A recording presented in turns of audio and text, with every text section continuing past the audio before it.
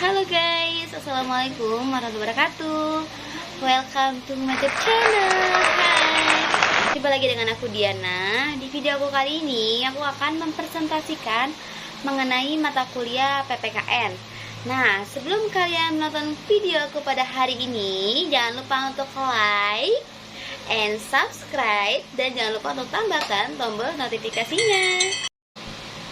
Baik, sebelum aku memulai presentasi pada hari ini, aku ingin mengucapkan terima kasih kepada dosen pengampu kita, Ibu Roza Jenita MPD. Nah, untuk memulai presentasi pada hari ini, aku akan membahas mengenai tentang poin pertama dalam mata kuliah PKN ini. Nah, yaitu membahas mengenai otonomi daerah, implementasi Potratnas masyarakat madani untuk mewujudkan tujuan pembangunan nasional. Oke, baik teman-teman, sebelum aku memulai presentasi, aku ingin sharing-sharing nih ke teman-teman mahasiswa mengenai apa itu otonomi dan apa itu otonomi daerah. Oke, seperti teman-teman mahasiswa ketahui bahwa otonomi adalah kapasitas untuk membuat keputusan tanpa diganggu gugat. Sedangkan otonomi daerah adalah kewenangan untuk mengatur sendiri kepentingan masyarakat atau kepentingan untuk membuat aturan guna mengurus daerahnya sendiri. Gimana teman-teman nih? Sudah cukup paham belum tentang apa itu otonomi dan apa itu otonomi daerah? Dan selanjutnya yaitu mengenai implementasi. Mungkin teman-teman mahasiswa masih agak bingung ya, masih agak kayak asing banget ya mendengar kata implementasi. Nah, kalau teman-teman merasa belum paham apa itu implementasi, di sini aku bantu menjelaskan kembali ya. Kalau implementasi adalah tindakan-tindakan yang dilakukan oleh individu atau pejabat-pejabat, kelompok-kelompok, pemerintah atau swasta yang diarahkan pada terciptanya tujuan-tujuan yang telah digariskan dengan keputusan kebijakan. Nah, sedangkan Poltratnas itu adalah politik dan strategis nasional yang berarti asas, haluan, usaha, serta kebijaksanaan negara tentang pembinaan, perencanaan, pengembangan, pemeliharaan dan pengendalian, serta penggunaan kekuatan nasional untuk mencapai tujuan nasional. Nah, untuk masyarakat madani adalah sistem sosial yang subur diasaskan kepada prinsip moral yang menjamin keseimbangan antara kebebasan perorangan dengan kestabilan masyarakat. Gimana nih teman-teman? Mungkin udah dapat ilmu tambahan nih tentang implementasi, tentang Potratnas, dan tentang masyarakat madani. Kalau misalkan teman-teman sudah paham, aku bakal bahas di next video selanjutnya. Oke, baik teman-teman mahasiswa, di sini aku akan bantu menjelaskan 9 asas yang harus dimiliki. Oke, yang pertama itu adalah asas keimanan dan ketakwaan terhadap Tuhan Yang Maha Esa. Yang kedua adalah asas manfaat segala usaha dan kegiatan dalam pembangunan nasional. Yang ketiga adalah asas demokrasi. Dan yang keempat adalah asas adil dan merata. Yang kelima, asas keseimbangan, keserasian, keselarasan dalam peri kehidupan pembangunan nasional.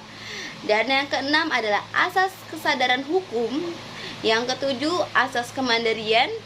Dan yang kedelapan, asas perjuangan. Serta yang terakhir, yang kesembilan adalah asas ilmu pengetahuan dan teknologi. Di sini aku bantu menjelaskan mengenai 9 asas itu. Oke, untuk poin yang A itu adalah asas keimanan dan ketakwaan terhadap Tuhan Yang Maha Esa, yaitu segala usaha dan kegiatan dalam pembangunan nasional dijiwai, digerakkan, dan dikendalikan oleh keimanan dan ketakwaan seluruh masyarakat terhadap Tuhan Yang Maha Esa sebagai nilai luhur ataupun pedoman yang menjadi landasan spiritual, moral, dan etika dalam rangka pembangunan nasional sebagai pengamalan Pancasila. Yang poin B, Asas manfaat segala usaha dan kegiatan dalam pembangunan nasional memberikan manfaat yang sangat besar bagi kemanusiaan, bagi peningkatan kesejahteraan masyarakat dan pengembangan pribadian warga negara, serta untuk mengutamakan kelestarian terhadap nilai-nilai budaya luhur bangsa dan pelestarian fungsi dari lingkungan hidup dalam rangka untuk pembangunan yang berkesinambungan dan berkelanjutan. C. Asas demokrasi. Pancasila upaya dalam mencapai tujuan pembangunan nasional yang meliputi seluruh kehidupan bermasyarakat, berbangsa, dan bernegara dilakukan dengan penuh semangat kekeluargaan yang memiliki ciri-ciri kebersamaan, gotong royong, persatuan dan kesatuan melalui musyawarah bersama untuk mencapai mufakat. Poin D. Asas adil dan merata.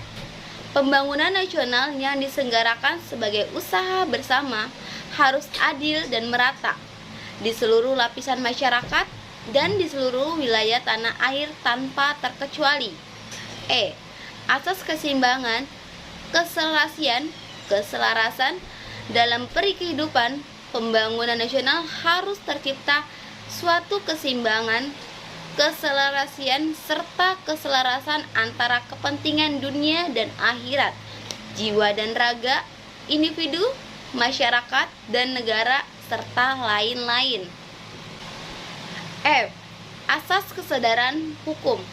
Pembangunan nasional setiap warga negara dan penyelenggara negara harus patuh dan tunduk pada hukum yang berhentikan keadilan dan kebenaran, serta suatu negara diwajibkan untuk menegakkan serta menjamin kepastian hukum di negaranya. Poin G. Asas kemandirian.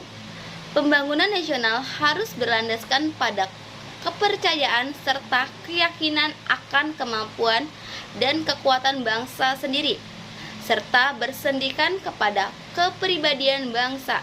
Poin H. Asas perjuangan. Penyelenggaraan pembangunan nasional adalah suatu penyelenggara negara dan masyarakat harus memiliki mental, tekad, jiwa, dan semangat pengabdian serta ketaatan dan harus memiliki disiplin yang tinggi dengan cara mengutamakan kepentingan bangsa di atas kepentingan pribadi atau golongan. Poin I. Asas ilmu pengetahuan dan teknologi. Pembangunan nasional maka dapat memberikan kesejahteraan batin lahir maupun batin yang setinggi-tingginya. Penyelenggaraan pembangunan perlu menerapkan nilai-nilai ilmu pengetahuan dan teknologi secara seksama dan bertanggung jawab dengan memperhatikan nilai-nilai agama dan nilai-nilai luhur budaya bangsa. Oke, sekian video presentasi aku pada hari ini. Apabila ada salah kata mohon dimaafkan. Wabillahi taufiq wal hidayah. Wassalamualaikum warahmatullahi wabarakatuh. See you next time. Bye bye.